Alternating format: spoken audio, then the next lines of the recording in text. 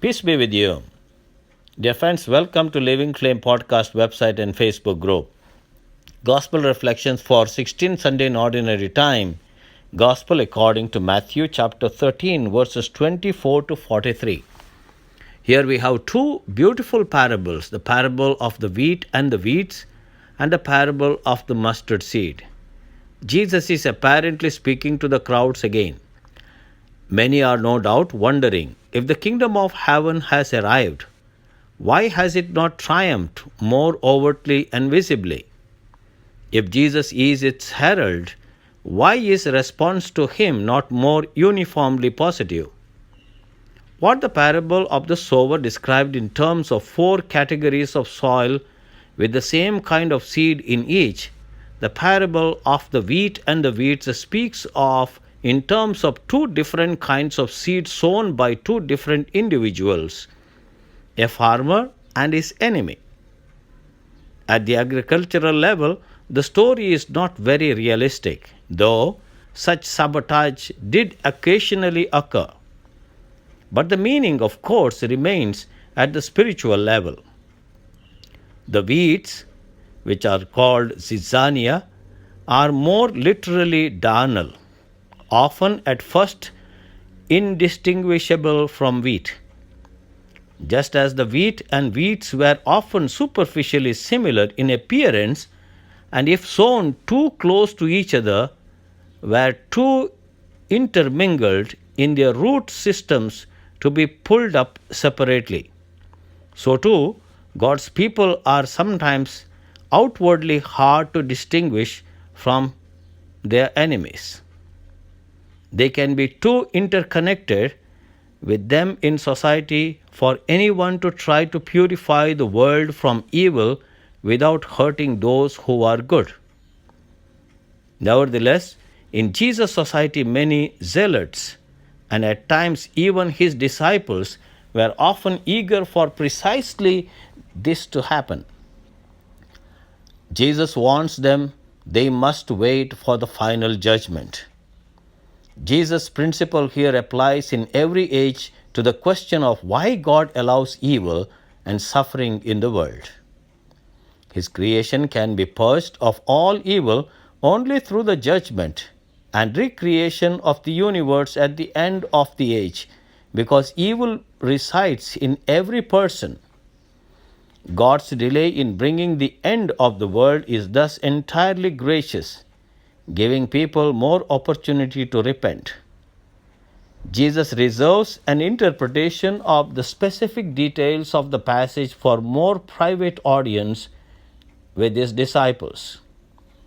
But even without the interpretation, one may discern three stages to the story's plot: the initial obstacles to the kingdom, the inauguration of the kingdom, and the final consummation of the kingdom.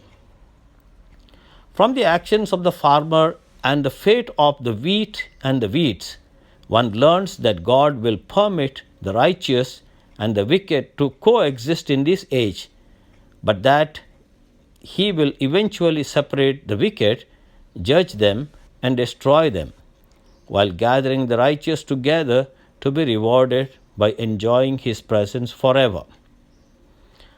Then we come to the parable of the mustard seed. This parable actually is a wonderful parable that helps us to understand how there are similarities. Each presents only one main character and probably teaches only one central truth.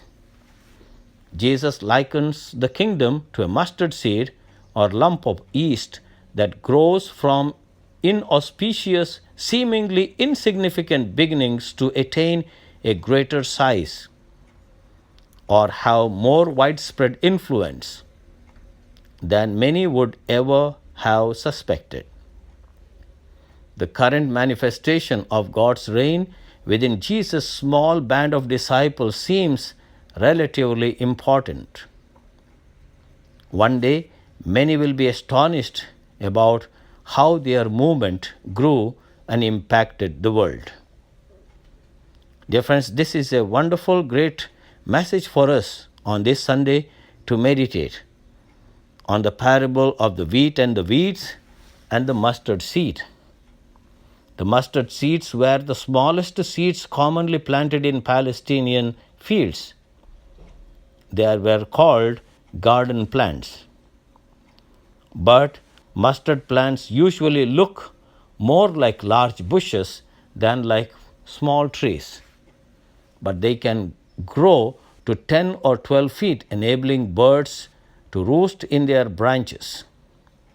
Jesus may be alluding to many references to the Old Testament in which the birds of the air nest in the branches of the mighty cedar trees.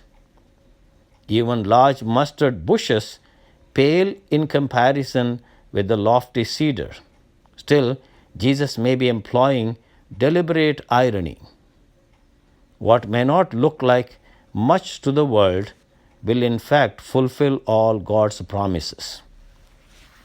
Therefore, this gospel passage will help us to deepen our relationship with God and His kingdom. No matter how small is our act of charity and love, it will be great in God's kingdom. That is what Jesus insists in this gospel. May God help us to grasp the real meaning of these wonderful two parables Jesus speaks about His kingdom that will be planted in this world and in our hearts. God bless you.